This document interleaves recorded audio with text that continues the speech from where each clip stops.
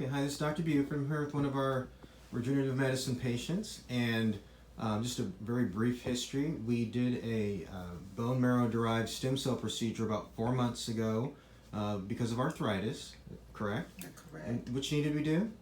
We did the right knee. The right knee. And you did okay in the first couple months, but we both felt that after 2 months you weren't progressing as rapidly as we were hoping. Correct. And we did a second procedure. Do you remember what that was, about 2 months after the first? Yes, that's when they drew the blood and injected it. Right, and so we call that a PRP procedure. So we did the leukocyte pore PRP injection 2 months after the bone marrow derived stem cell injection. And now we're 2 months after the PRP injection. So we're 4 months total from the initiation of treatment. And tell me how you're doing now. I'm doing great. I'm able to do things that I was not able to do previously.